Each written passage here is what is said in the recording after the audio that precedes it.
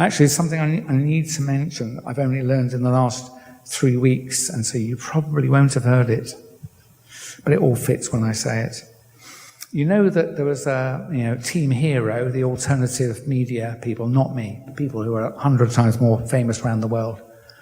I won't mention them at this particular point, but you all know who I'm thinking, so many doctors who are Americans. Yes. And as soon as the pandemic arrived, they came up with early treatment for COVID-19, didn't they? And they pushed and pushed and pushed. At first I thought there was a virus, and so it was great that they were coming up with treatments. Then later when I realized there wasn't, so I thought, why are they pushing this stuff? I thought, they're pushing harmless placebos on the worried well, and they're providing a belief structure that there really is a pandemic. Otherwise, why would these clever people be going out of their way to sell you this stuff? And it's like, unfortunately, it's much worse than that. One of the center stage drugs that they want you to take, Ivermectin, is one of the most violent fertility toxins I've ever come across. And I didn't know this because, like you probably didn't think to do the deep research, and I didn't. So someone contacted me a few weeks ago with a bloody great dossier of papers that go back from its discovery, and there's unquestionably around the doses you're being suggested to take in rats and rabbits, and in some limited studies in humans, it reduces the ability to conceive and to grow babies to term. And doesn't it fit? Doesn't it fit? Why did there's nothing that's major on the world stage that's accidental, I'm afraid. Yes. That's the problem. And so now you know there's nothing major on the world stage that's accidental. Who put Ivermectin there? Well, the perpetrators did. And why did they put it there? It's like, if you don't get jabbed and avoid impacts on your fertility, a good chunk of you will take Ivermectin instead. And it gets worse.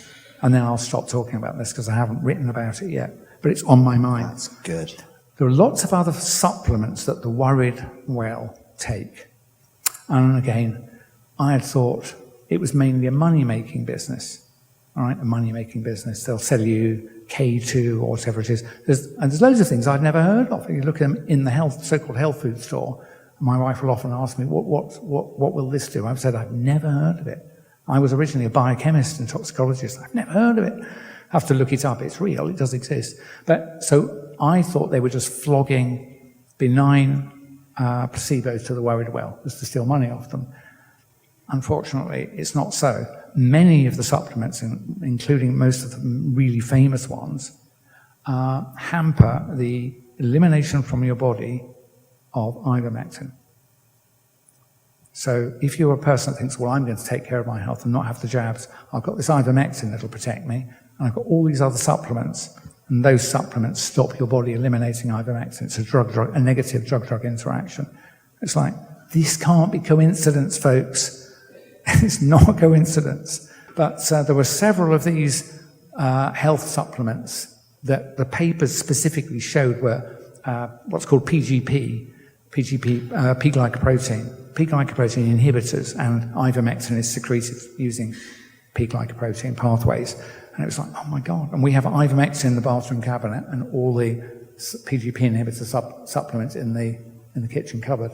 And we threw them all in the bin. Wow. I know. I'm gobsmacked by the ivermectin thing. I mean, that's a real shock. But I think what it shows is Albert Pike's famously said, you know, when they want a hero, we will supply them. Yeah. So during the whole pandemic, the fake pandemic, there were various freedom fighters that you've hinted at, particularly American doctors who emerged apparently as heroes for our side, that they too were questioning the system and they were fighting back. The ones that get prominence are always working for the enemy, aren't they? See, that's the point, is without naming individuals, there are certain people who I would have regarded professionally as my peers pretty much, that they've grown large organizations, the purpose of which is now absolutely clear to me. There are many people who want to avoid a very obvious truth. Many people who understand that the establishment is trying to cull us, that the establishment is trying to kill off huge swaths of humanity. Ivermectin is a depopulation agent being used against undesirables such as you and me, as well as billions of people in so-called third world countries, such as in Africa and in Central America. Now, many people don't want to admit this. Many people have been fooled and tricked into taking it themselves and recommending it to their friends and family. Yet many of these people are smart enough to know that there is a culling operation going on. There's a depopulation agenda going on. Many of these people have heard of the Kissinger Report to keep the world's population capped at 8 billion people. Many people understand that the new normal and depopulation match in all 4 major gematria ciphers. Many people are aware of the vast psychological operations and the huge number of PSYOP officers online trying to manipulate you into making foolish decisions. So I don't understand, why is there such a disconnect when it comes to one of the most obvious ways that we're being culled? And that is with terrible medical advice telling people to take an obvious depopulation agent. And I have study after study after study showing that it tanks the fertility of animals who take the drug. And that it's actually a cockroach poison. It's an animal poison. It kills animals at sufficient doses. But today what I want to focus on is the anti-fertility effects of ivermectin and the very similar abamectin. I've been yelling about this for months and months and months, probably multiple years now. Now, I've time and time again demanded a debate, demanded a conversation with these ivermectin Jim Jones characters. But they ghost me, they stonewall me, and they refuse to talk. So I'm going straight to the people. That's why I assembled the ultimate guide to understanding how ivermectin is the pinnacle of depopulation agents being used to cull truthers, conservatives, and poor people across the world. This is one of the highest tech depopulation agents on the market. It's subsidized out the wazoo. Merck sends it by the billions of doses to poor people around the world.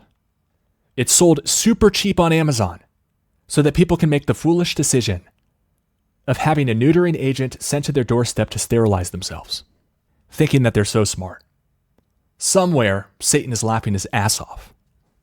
So we have a number of studies that show both decimated female fertility in animals and male fertility in animals. So we have a number of studies here. I want to start with this one. This is probably the most horrific study about ivermectin affecting female fertility in a hugely negative way. This is a rabbit study called Adverse Effects of Repeated Doses of Ivermectin, Alone or with Combination of Vitamin C, on Reproductive Systems of Female Rabbits, by Jawad et al. And I have these all linked up in the description down below. Researchers gave animals ivermectin and or vitamin C and measured how many offspring they beget. Here's a key quote from the paper. The results of fertility study revealed adverse effects of ivermectin therapy on fertility and blocking of the pregnancy in all treated groups except the 5th group, which administered vitamin C only as compared with control group. In conclusion, ivermectin has adverse effects on reproductive efficacy on female rabbits. Here we can see this in chart format. You can see the control group had 5 successful pregnancies, both in the first mating and the second mating attempt. When they added some vitamin C, that went up to 6 pregnancies in both the first and the second mating attempts. However, we see a huge drop-off when ivermectin is in the mix, both in terms of the number of pregnant female rabbits and the number of offspring they beget, especially in the first mating attempt, but also significantly down in the second mating attempt, 1 month later. And we'll show you the aggregate numbers in a second. But we can see 0 successful pregnancies. Of course, that means 0 offspring at all doses of ivermectin for the first mating attempt. That is horrific. A precipitous drop-off, plummeting to 0 when ivermectin is in the mix.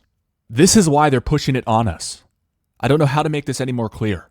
In the second mating attempt, only in the smallest dose of ivermectin, 0.5 milligrams per kilogram, were there any pregnancies.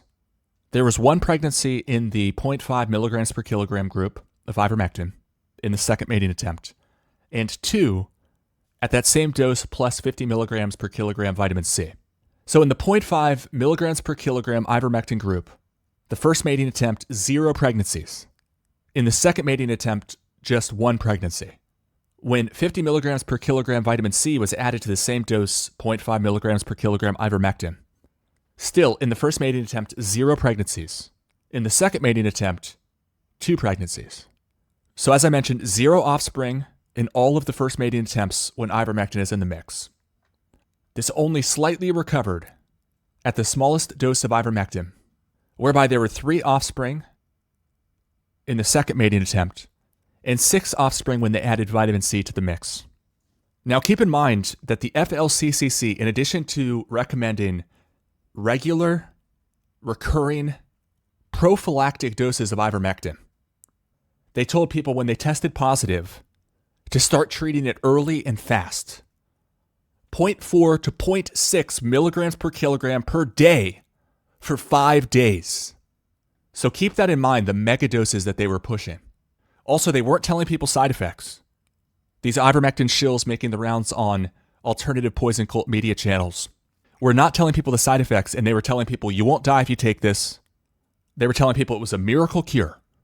And the problem with that, of course, is that people will buy it off Amazon and take way more than even these absurd megadoses that they were recommending on their website.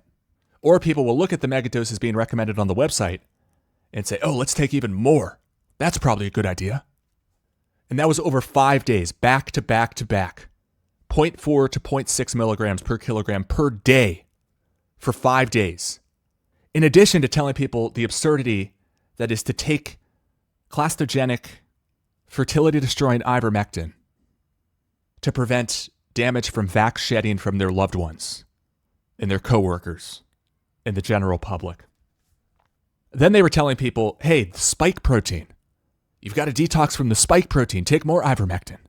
Take these PGP inhibitors that enhance ivermectin's toxicity and the negative effects such as the fertility impairment. This is sick. Now, if we look at the aggregate data, we see that there's a 100% drop-off in the pregnancy rate for the first mating attempt, and it's still down 91% for the second mating attempt. And also keep in mind this is dose-dependent. So the more ivermectin, the more screwed people are. And then as far as the number of offspring, also down 100% in the first mating attempt and down 92% in the second mating attempt. And obviously the conclusion here, ivermectin has adverse effects on reproductive efficacy on female rabbits. Next, we have a rat study having to do with the closely related Abamectin. This is the one that they found in the bacteria's poisonous defense mechanism in Japan that Merck turned into a drug called Ivermectin. So very closely related.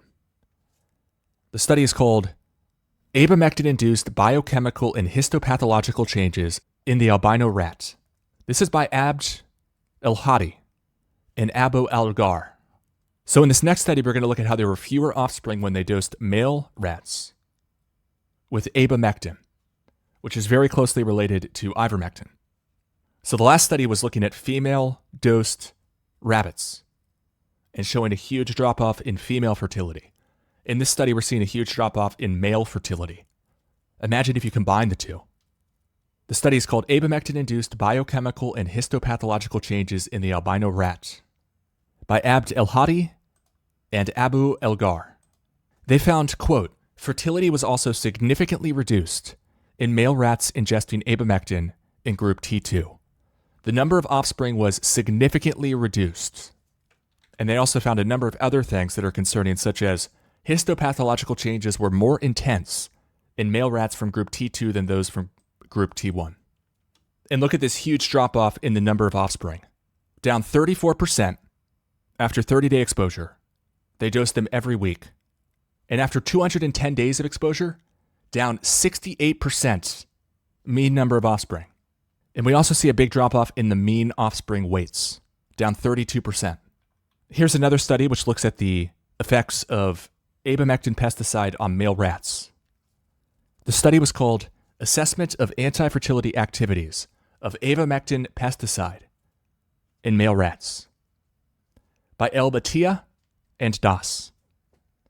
Quote, the number of viable fetuses was significantly reduced in females mated with males that ingested abamectin at 1.87 or 2.13 milligrams per animal per day. Significant increases in the total number of resorptions. But something that really needs to be accounted for is PGP, P-glycoprotein. I've talked about this extensively, but this changes the whole calculus of ivermectin toxicity.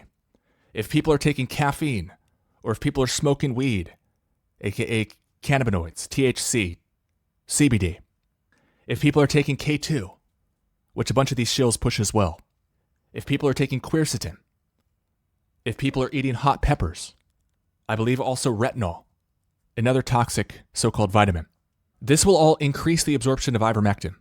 If people are drinking grapefruit juice, this will increase the absorption of ivermectin, causing similar effects as to if you had taken larger doses of ivermectin without these synergists, without these toxicity enhancers called PGP inhibitors.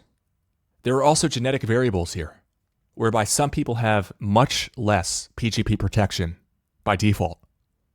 This is what concerns me so much, is the binary weapon aspect of all this. Because so many people are drinking caffeine.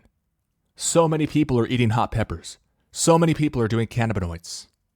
So many people are taking K2, quercetin, retinol, etc., etc. Now let's look at the assessment of abamectin anti-fertility effects in male rats. This study is called Assessment of Anti-Fertility Activities of Abamectin Pesticide in Male Rats by Elbatia and Das. Quote, the number of viable fetuses was significantly reduced in females mated with males that ingested abamectin at 1.87 or 2.13 milligrams per animal per day. And this also reminds me, they were really trying to push inbreeding between the people who didn't take the vaccine but instead opted for the ivermectin, which is classic negative eugenics. And I'm very much against that. And I think it's very concerning that they were telling all these so-called undesirables, such as you and me, to take all these binary weapons, such as PGP inhibitors and ivermectin. And they were telling people, don't mate with the vaccinated. But what does that actually mean? Oh, well, just mate with yourselves while you die off, while you get cold. I mean, just study the history of eugenics, folks. So this is one of the most concerning findings in the study. Quote, significant increases in the total number of resorptions. That's not a good thing. And the number of females with resorptions were observed in females mated with the exposed males at all three concentrations. Testicular sperm counts and daily sperm production were significantly decreased in exposed males. And here you can see these horrific findings in table format. They have the control group here, tap water, 18 out of 18 pregnant females, 100%. For the 1.19 milligrams per animal per day abamectin, this goes down to 60% successful pregnancy rate. Then when they increase it to 1.87 milligrams per animal per day, down to 58.3%. And here you can see this in chart format. And while there's a little bit of a boost from 1.87 to 2.13 milligrams per day abamectin, you can see when it comes time to count how many fetuses come out that are viable, you can see by this measurement, it's actually still worse. The number of viable fetuses versus abamectin dose, you can see for 1.19 milligrams per day, it's down 15.6%. For 1.87 milligrams per day, down 21.3% versus the control. And then for 2.13, the number of viable fetuses down 27.7%. And again, this does not take into account how so many people are inhibiting their PGP with PGP inhibitors that are being pushed in tandem with this ivermectin genocide. And look at this. This is one of the most startling charts. This is the percent of animals with reabsorptions for each of the Abamectin treatment groups. For 1.19 milligrams per day, up 500%. The percentage of animals with reabsorptions, up 500%. For 1.87 milligrams per day, up 414.4%.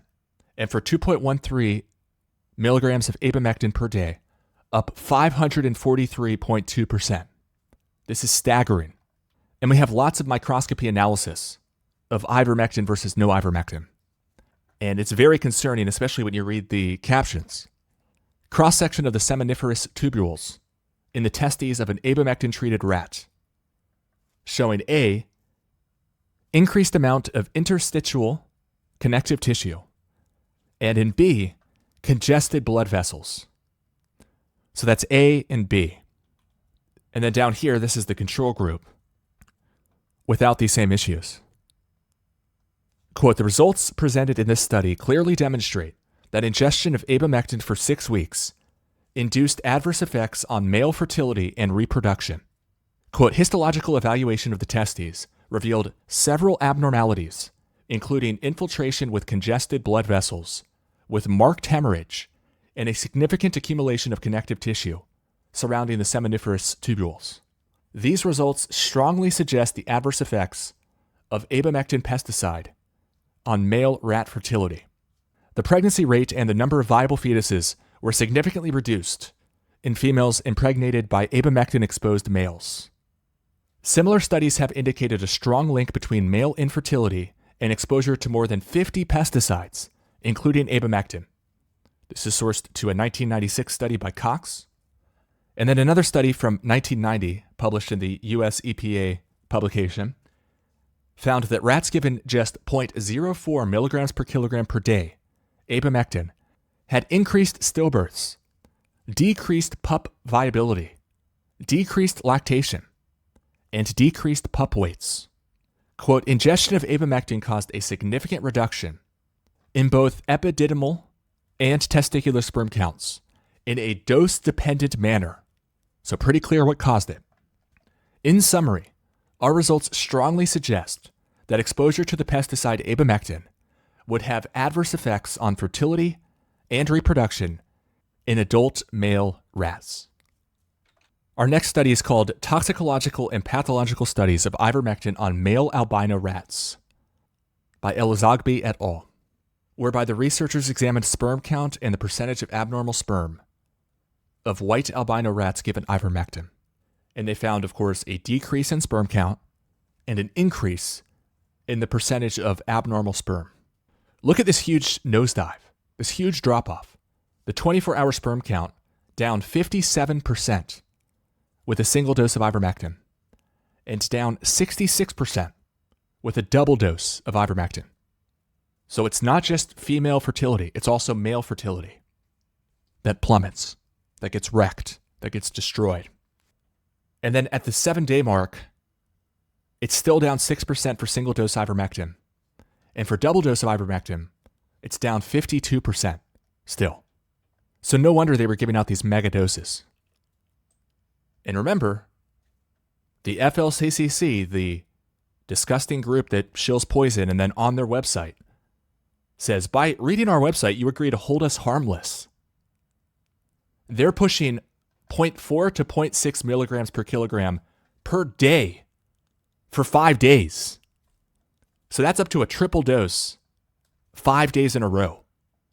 And then they were also pushing it for all this absurdity, vac shedding, spike protein, all this bullshit coming out of the ivermectin camp.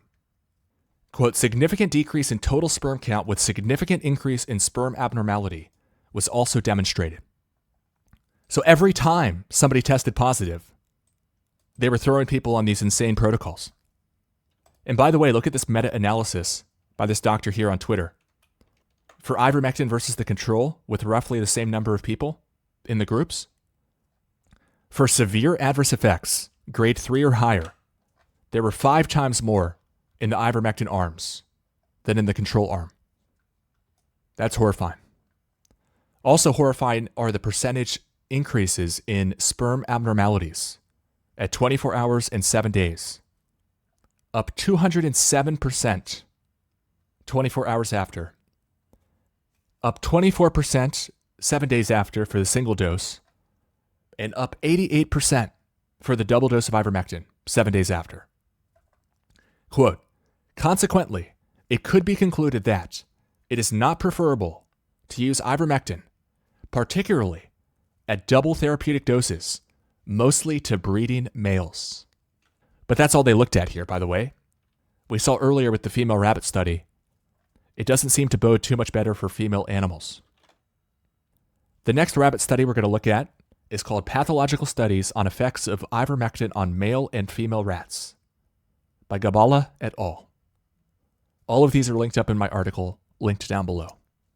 Ivermectin has adverse effect on male rabbits that received either therapeutic or double therapeutic doses that varied from mild degenerative changes to complete necrosis of spermatogenic cells, so sperm-making cells, with complete absence of sperms. Meanwhile, female genital systems were severely affected, showing severe degeneration and hemorrhage in uterus and atritic follicles, and degenerated ova and ovaries. Additionally, ivermectin induced mild reversible pathological changes in parenchymatous organs of rabbits at therapeutic dose for short period of administration. And they also looked at the histopathological results, which revealed, quote, mild to moderate reversible degenerative changes in examined organs of male rabbits who received ivermectin weekly for 4 weeks.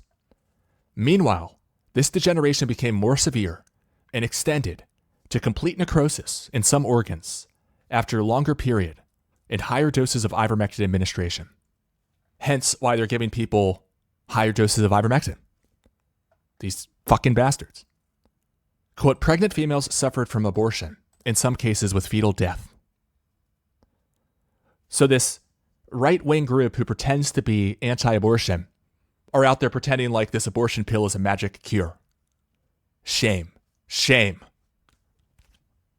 Baby killers. Quote, female genital system was severely affected that showed severe degeneration and hemorrhage in the uterus, as well as atritic follicles and degenerated ova in ovaries. Maybe that's why in the other rabbit study, we saw fertility plummet to 0% of the control values. This is a microscopy slide showing testes of male rabbits who received 0.8 milligrams per kilogram ivermectin for 4 weeks. And they show the presence of multiple sperm giant cells. In figure 2 on the right, testes of male rabbit who received 0.4 milligrams per kilogram body weight for 8 weeks, showing vacuolation in the cytoplasm of spermatogenic cells with picotic nucleus. Here's figure 3, epididymis of male rabbit receiving 0.4 milligrams per kilogram body weight, ivermectin for 8 weeks, showing accumulation of necrotic sperms, and some of them hyalinized together with mononuclear leucitic infiltration in the epididymal tubules. This is really graphic here. Feti of pregnant does that received daily ivermectin at doses of 0.4 milligrams per kilogram body weight, slaughtered at 28th day of pregnancy, showing stunted growth, which is something we see in study after study, smaller offspring. In figure 14, the ovary of pregnant does that received daily ivermectin at 0.4 milligrams per kilogram and slaughtered at the 28th day of pregnancy, showing multiple degenerated and atritic follicles scattered on the ovarian stroma. The next study we're going to look at is called Abamectin pesticide exposure in male infertility. Human exposure studies supported by animal studies point out a considerable relationship. By Selick Onzensi et al., the researchers examined a very similar pesticide to ivermectin, abamectin. Abamectin levels in plasma, testes, liver, and adipose tissues increased substantially in LTG and HTGs. So those acronyms stand for low toxicity group and high toxicity group, which are the two groups of treatment for these rats, the different poisoning levels. Besides normal appearance, germinal epithelium revealed presence of marked depletion of germ cells and occurrence of multinucleated giant cells. Sperm motility and pregnancy rates decreased significantly in experimental group rats. High plasma abamectin levels were found in infertile farmers. Quote, percentage of sperm with normal chromatin, membranous and cytoplasmic maturity, and sperm motility decreased in infertile men. Quote, abamectin exists at high concentrations in testes of male rats, and decreased pregnancy rates indicate a relationship between abamectin and male infertility. Tubule damage and decreased sperm motility may explain this effect. Sperm motility, sperm maturity, markers of farmers exposed to abamectin were negatively affected. Thus, abamectin exposure can contribute to male infertility. No wonder this was pushed on the conservatives. In a study called Effects of Ivermectin and its combination with alpha-lipoic acid, an expression of these genes here in male rat fertility. We're going to focus on the male rat fertility measurements. This was a study by El Madoue and Nabi. The researchers looked into ivermectin and changes in fertility metrics and expression of two genes in rat testes. Again, this does not take into account that many people are inhibiting their PGP with substances like caffeine, marijuana, CBD, THC, K2, quercetin, hot peppers, retinol, etc., etc. So there's a 22% drop-off of testosterone, a 42% drop-off of sperm count when ivermectin is introduced, a 25% drop-off in sperm motility, and a 65% increase in sperm abnormalities. There's an interesting measurement which takes into account the sperm count times the sperm motility, which gives an idea of how many viable sperm there are. And we see a massive drop-off, 56.5% less in terms of the motile count. Quote, low level of intratesticular testosterone may lead to detachment of germ cells in seminiferous epithelium and initiate germ cell apoptosis and subsequent male infertility. That's citing a study from 1998 from Blanco Rodriguez and Martinez Garcia. From the sperm count and sperm motility measurements, we can approximate the drop of total motility. That's what we just talked about, down 56.5%. They also have more microscopy. Here's a picture of a control animal. Then once ivermectin is thrown in, you can just see the degeneration. Quote, where C, seminiferous tubules, so it's talking about right here on the left, C, for ivermectin group, showing severe evacuation of germinal epithelium, degeneration with an absence of spermatoza, that's what the arrows are pointing at, and interstitial edema, that's the arrowhead right here, and D, that's on the right here for ivermectin, showing disorganized seminiferous tubules with severe evacuation of germinal epithelium and degeneration arrows with interstitial edema, shown by the arrows and the arrowhead respectively. We also have this study which shows that ivermectin makes female rats engage in less sexual behavior. The study is called Ivermectin Reduces Sexual Behavior in Female Rats by Moreira, Bernardi, and Spinoza. Researchers found a stark decline in female sexual behavior in rats after dosing them with ivermectin. So on the left, these four charts on the left have to do with sexual behavior induced by estradiol valerate, which is a synthetic form of estradiol, which is a hormone, a type of estrogen. And so behavior induced by estradiol valerate refers to the actions or reactions exhibited by an animal, in this case, female rats, after being treated with estradiol valerate. This hormone can induce estrous, aka reproductive behaviors, affecting sexual activity. And then on the right, these four charts look at behavior induced by inestrus, which is more of a cyclical thing, the estrus phase of the reproductive cycle. So what we can see here are big drop-offs in sexual behavior, probably because they've been poisoned and are dealing and coping with the toxicity. But you can see dose-dependent drop-offs, lordosis quotient, lordosis intensity, exaggerated lordosis, and female-presenting lordosis.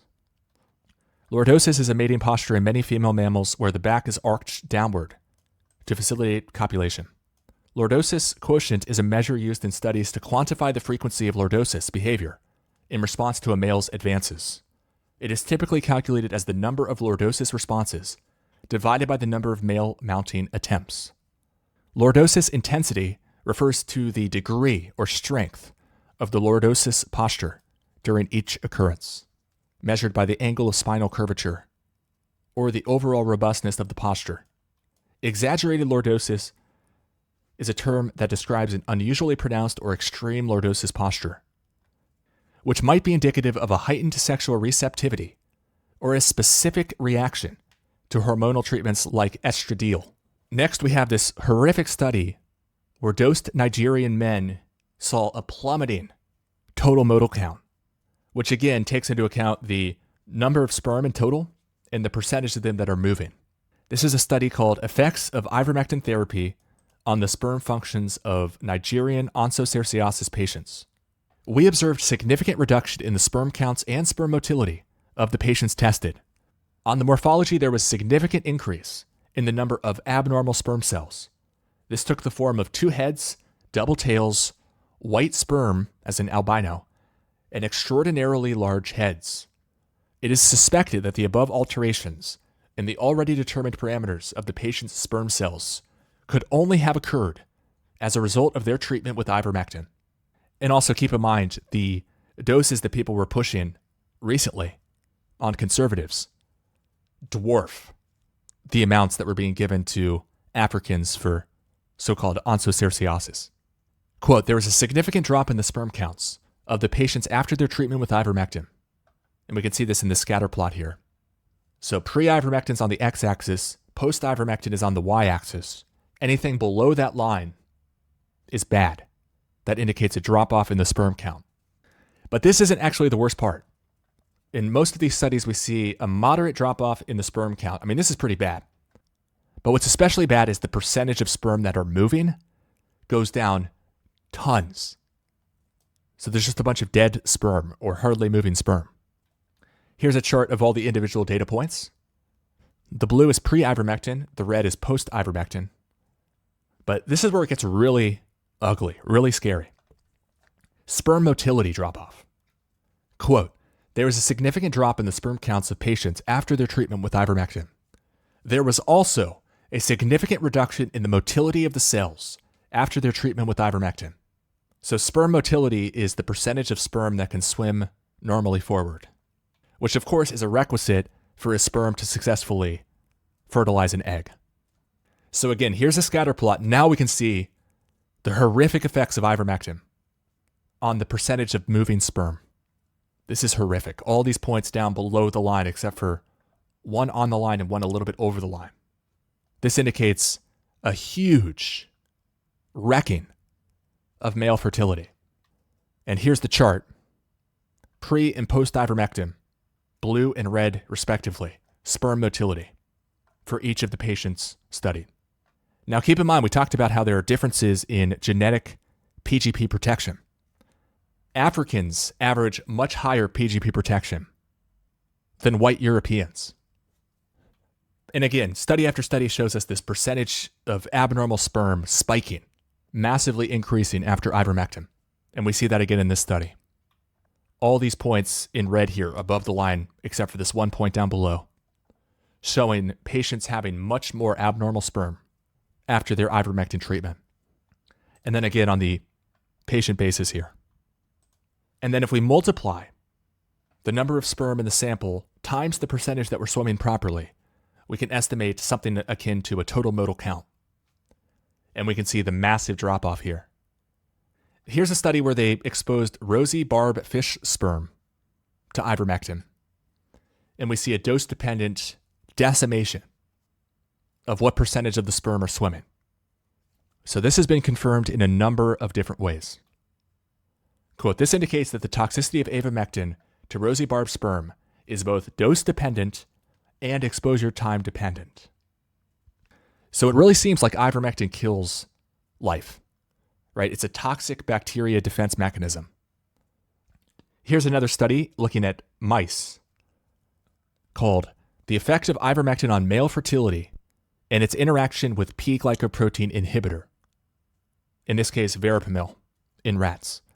And I believe verapamil is also a CYP3A4 inhibitor, which is the enzyme that breaks down ivermectin. So if you inhibit PGP or if you inhibit CYP3A4, and then if you take ivermectin, you're going to have a much larger absorption of said ivermectin. Because your detox pathways, which are desperately trying to rid your brain of this crap, rid your testes of this crap, rid your placenta of this crap, are unable to cope because they've been inhibited. They've been shut down.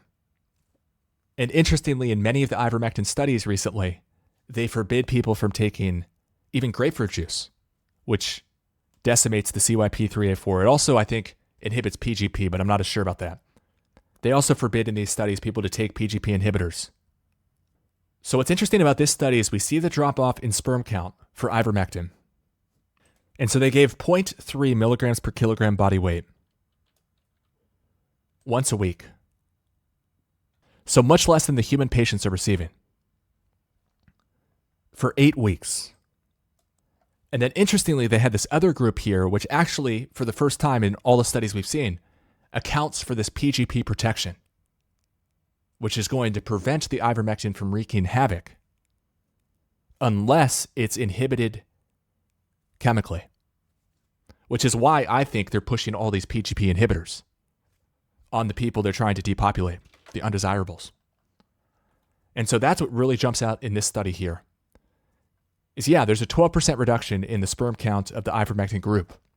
But when the animals were given PGP inhibitors, down 46%. And for sperm motility, down 8% for ivermectin alone, and down 23% ivermectin and verapamil. And I think of all the people who are drinking coffee, eating hot peppers, eating curcumin, taking K2, taking quercetin, taking retinol, aka vitamin A, it's a recipe for disaster. And it's something that is never mentioned. In fact, all these shills are pushing PGP inhibitors as well. So it's likely that people who fall for the ivermectin scam also are falling for the binary weapons that enhance its toxicity and its anti-fertility effects. Also, anybody who smokes marijuana, anybody on cannabinoids, CBD or THC, caffeine, as I mentioned, which are a lot of people. So again, PGP is linked to the integrity of blood tissue barriers, such as the blood-brain barrier, testes, or placenta, and a partial blockade of PGP could be responsible for a new drug distribution in the organism, with possible increases in drug rates in organs behind these barriers. Therefore, concomitant administration of substrates and PGP inhibitors would modify drug pharmacokinetics by increased bioavailability and organ uptake. Yet, is this warning ever passed along? Hell no. In fact, it's purposefully being exploited to disastrous outcomes. And the anti-fertility effects are just a part of this. It's the key focus of this video, but I'm also extremely concerned about lowering of lifespan, people falling into comas or dying outright. Here's some more information about genetic differences in this TT-MDR1 gene. So MDR1 is multi-drug resistance, which is a detox mechanism which protects us from toxins. Cancer researchers dubbed it multi-drug resistance because they were having a hard time killing certain cells, namely cancer cells. But this also applies to other cells in the body.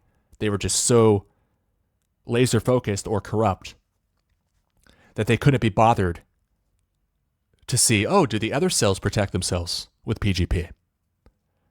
So they tried to just inhibit people's PGP while they gave them toxic chemotherapy. Because in a petri dish, they were able to kill cells faster, kill the cancer cells faster by wearing down their detox mechanisms and then toxifying them with chemotherapy. The problem is you can find numerous papers saying that this did not bode well because the PGP inhibition was not specific, so it wore down other key protections in the body, leading to bad clinical outcomes. So here's one such paper. P-glycoprotein in cancer, what do we currently know? Given its clinical importance, it was hypothesized that the inhibition of P-glycoprotein and other ABC transporters could result in the reversal of the MDR phenotype in patients. However, the results observed in vitro could not be replicated clinically because those that have been deployed all led to varying degrees of toxicity. No inhibitor has been shown to safely and completely reverse MDR in human clinical trials, especially due to issues with pharmacokinetic or pharmacodynamic interactions and toxicities. And one more quote from the paper. Despite successful attempts of MDR reversal in cell culture settings, the shortcoming in the clinical setting is associated with low specificity and high toxicity levels. The toxicity can be interpreted as a result of the dosage required for PGP inhibition that leads to unacceptable side effects due to non-selective distribution in the body upon delivery, as well as the co-administration with anti-cancer drugs, which may be noxious. So they had to regroup and say, okay, maybe we can focus the PGP inhibitors on a certain part of the body, as in trying to target the tumor directly. So what does that tell us? I think it tells us a lot. But check this out. There's different studies over the years which looked at various populations and measured the genotypes associated with enhanced PGP protection, aka multi-drug resistance. I mean, you could call it multi-toxin resistance. I think that'd be a better name. And one of the drugs that's being resisted in MDR is ivermectin. But what's interesting here is if we look at, say, Kenyan and Ghanaian, we see there's practically zero of this least protected group, TT, which is the recessive allele for both of the two. Compare that, say, with German Caucasian, 24% have the alleles for the least amount of PGP protection. And then they could also likely be drinking coffee or smoking weed or taking K2 or retinol, etc., etc., etc. Quercetin. And then also this middle group is interesting. We also see large amounts of lessened protection, but not quite the least protection. So C/T is less protection than C/C, but still a little bit more than T/T. And so if you add these up, you see that Africans are blessed with way more PGP protection, generally, than white Europeans. And there are groups that are even more predisposed, such as Southwest Asians in this study. 38% C/T, 47% T/T. And then back to the rat study, now that we're actually accounting for PGP inhibition. Let's look at some aspects of sperm generation, the sperm life cycle. You can see in the chart here the different stages, the different divisions. And look at this extremely concerning chart. When the PGP is inhibited and the ivermectin is administered, all of these abnormal sperm metrics shoot through the roof. Next, let's look at a sheep study, which finds a huge drop-off in the sperm concentration and the sperm motility. This is a study called An Investigation of the Effects of Ivermectin on Blood Serum, Semen Hyaluronidase Activities, and Spermatological Characteristics in Sheep by Taniel Deasy and Boskert. All of these are linked up if you want to read them. Here's a quote from the paper. In this study, the values of sperm motility and concentration were observed to decrease significantly with the p-value of less than 0.01 when compared with the control groups. And I put this into a chart. So you can see the blue line is the sperm concentration control, and the red line is the sperm concentration over time after the ivermectin administration at T0. So it's trending downward, and it's way, way underneath the control levels. I put this into an easier to read chart here. Sperm concentration versus time. You have the control in blue on the left, and then 1 hour, 24 hours, 48 hours, etc. And you can see these huge reductions. Just 1 hour in, it's down 26.4%. 24 hours in, down 30.5%. Way down at 48 hours, down 54.5%. And then it ends up 264 hours in at the lowest point, down 65.3%.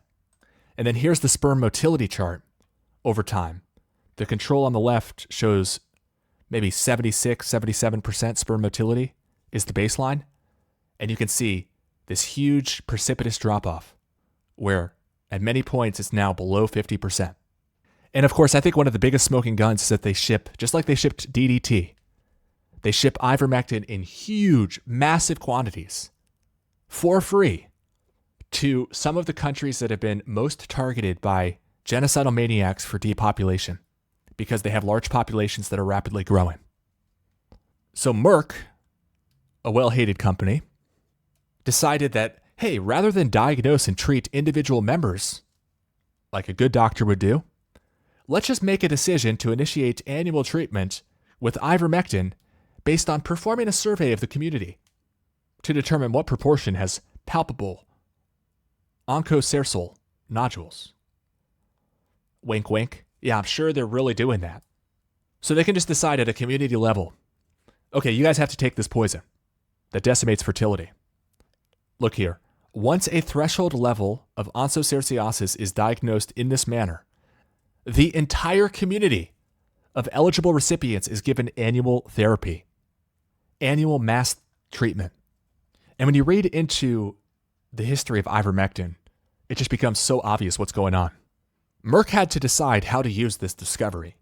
It first proposed selling ivermectin at a price based on market conditions. They were trying to get $3 for it.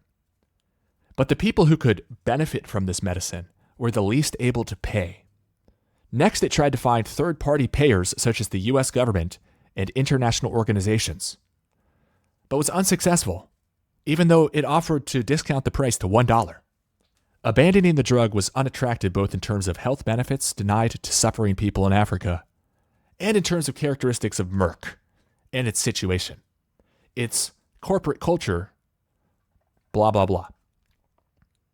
And then Merck finally chose in 1987 to donate the drug to all who need it for as long as needed. And by the way, I found this document on the World Bank's website, the Mectin Donation Program, worldbank.org. They also put out really creepy propaganda about this. We need to finish the job.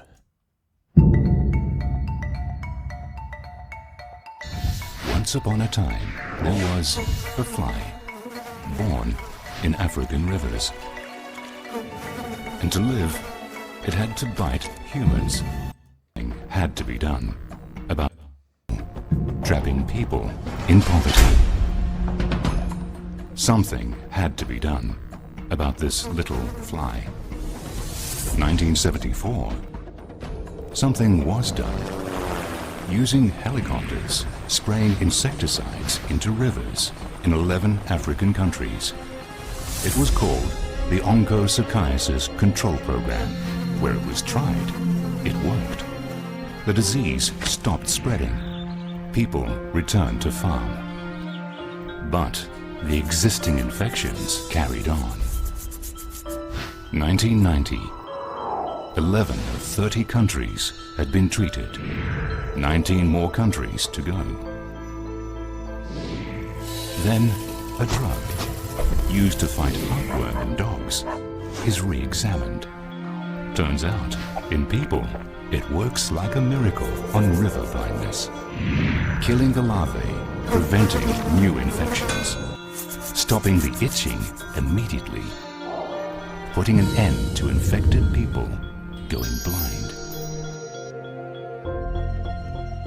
Merck donates all the pills needed to control the disease. Just 1 or 2 pills a year per person, no exceptions. No exceptions. That is horrifying to me. And they've clearly expanded this genocidal campaign to conservatives and truth seekers, anti-vaxxers. And I find this video extremely concerning as well. This is a professor at some school spilling the beans about ivermectin and other pesticides used, sprayed into the rivers. Listen to this. Now, so how do we go ahead and deal with the controlling the disease? First of all, the first approach is you control the vector. So the idea was if you could stop the transmission of the black flies to humans, over time, the human reservoir would decrease, people would die, And and this is really sort of the same approach that was done with AIDS. Before you had drugs that can control AIDS, the idea you stop the transmission by stopping risky behaviors, and then gradually the reservoir would decrease. Then, of course, they developed the antiviral drugs. The parasite, unfortunately, lives a long time, 9 to 11 years in the human body. So you really need a long time to actually have growth. And the way they did this was by applying insecticides to control the black flies. Everything else that was attempted, biological control, everything that was tried, nothing worked except these insecticides. And the vastness of this program is unbelievable. Every week, 35,000 miles of rivers were sprayed with insecticides, in some cases for 20 years, to try to control these biting flies. And so what happens is, using helicopters throughout this region, 35,000 miles of rivers were sprayed. Here's an application of pesticides. Natural selection, and a particular type of natural selection, which Dr. Holzenbeck mentioned, called directional selection. It's pushing them in one direction, okay? So, know it by Monday, okay? So that's one of the things that we found, is that you have to manage for resistance to avoid this insecticide resistance. Okay, and how does this work? Well, here's the black fly. It's got these little fans here. It's laying back in the water, and all these particles that it feeds on are passing over it. And all we do is make sure that the insecticide is in a particle, so that as it passes over, it catches it in the fans, eats it, and then dies. So that's really the very, very simple mechanism of doing this. Okay, but just quickly, the other approach is you control the parasite, the strategy of chemotherapy. So ivermectin, and any of you ever heard of ivermectin? Ivermectin is a veterinary drug that if any of you had a dog that had dog heartworm, you gave the dog ivermectin. Ivermectin is a veterinary drug. This suddenly, about 20 years ago, it's approved to use in humans. So now we can distribute it to humans. It only kills the larvae. It doesn't kill the adults at all. And the idea was to give an annual dose to everybody in West Africa who was over 5 years old. And the drugs were donated by Merck, a big drug company that's always in trouble with some of its products. But they've actually donated for years drugs for free. So what we did in our program is we distributed drugs to almost 7 million people a year.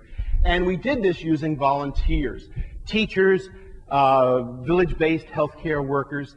And one of the things that was kind of interesting, although volunteers implies that you don't give them any money for this, is that the Dutch government gave us money to give us like a reward or a thank you for the volunteers, because they would spend their own time going out and distributing these drugs. And so we thought, well, we'll just divide the money up and we'll give everybody $5 or $10, whatever it is, which is a lot considering that the household income is about $250 a year. And so I think it's very important to point out what's happening here. In 1974, in a secret government document, Kissinger spearheaded the World Population Plan of Action under Nixon's presidency, which is nothing short of an atrocious secret government document talking about capping the world's population at 8 billion. This was official government policy in the U.S. World policy and programs in the population field should incorporate two major objectives. Look at the second. Actions to keep the ultimate level as close to 8 billion, rather than permitting it to reach 10 billion. The U.S. offered to collaborate with other interested donor countries and organizations. For example, the WHO, the UNFPA, the World Bank, and UNICEF, to encourage further action by lesser developed countries' governments and other institutions to provide low-cost, basic preventative health services. Blah, blah, blah, right? Concentration on key countries. Assistance for population moderation should give primary emphasis to the largest and fastest growing developing countries. These countries are, and this was back in 1974, so this list changes: India, Bangladesh, Pakistan, Nigeria, Mexico, Indonesia, Brazil, the Philippines, Thailand, Egypt, Turkey, Ethiopia, and Colombia. Bilateral assistance, to the extent that funds are available, will be given to other countries, considering such factors as population growth, etc. At the same time, the U.S. will look to the multilateral agencies, especially the UN Fund for Population Activities, which already has projects in over 80 countries, to increase population assistance with increased U.S. contributions. This is desirable in terms of U.S. interests and necessity in political terms in the United Nations. By the way, the United Nations have had multiple population conferences and have teamed up with the likes of Margaret Sanger, who has some really insidious quotes about black people.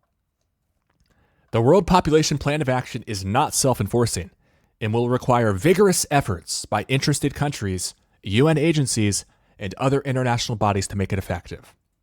Yet you're telling me that they're going out of their way to spend all their funds to save a bunch of lives in Africa, to heal river blindness. Gotta be a fool.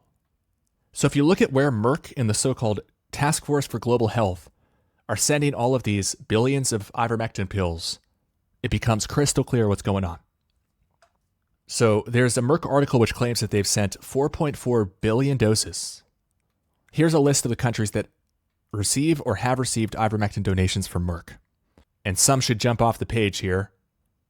Nigeria, Brazil, Guinea, Mexico, Thailand, Venezuela. I'm trying to remember which countries we were looking at earlier.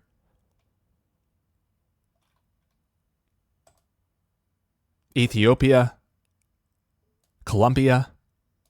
There's a huge overlap in these two lists. And if you just think about the types of countries and the socioeconomics of it, these closely match the different target groups of Kissinger's Worldwide Population Plan of Action, aka the Genocidal Declaration. And then here's some more information from a 2015 WHO report about where the ivermectin tablets are going. You can see these huge numbers here for Nigeria, for instance, the DRC, Uganda, Cameroon. So I hope everybody sees this obvious connection and can put two and two together. Now, who is helping Merck send all these pills for free? The Task Force for Global Health. Who are they? The task force works in partnership with ministries of health and hundreds of organizations, including major pharmaceutical companies that donate billions of dollars annually in essential medicines. The major funders include the Bill and Melinda Gates Foundation, the CDC, the WHO, the Robert Wood Johnson Foundation, the Beaumont Foundation, United States Agency for International Development, Sightsavers, Pfizer, Merck & Co., Johnson & Johnson, and GlaxoSmithKline. I'll just share this one last image here. This is an actual product being sold on Amazon. Cockroach poison, Abamectin. Active ingredient, Abamectin, 0.05%. Delivers 100% mortality. So they tricked conservatives to chug cockroach poison and to push it on their loved ones and their friends. Shame on the ivermectin shills. Shame on anybody who's still trying to mislead people into taking this crap. And I hope people will debate me on this. Here's my email. Try to get your favorite ivermectin-pushing Jim Jones piece of shit to grow some balls and debate me. And you'll see they'll ignore you, they'll divert, they'll push you away, and ultimately they're just plain dumb. It's my contention that they are purposefully pushing depopulation agents on us for the reason of depopulation.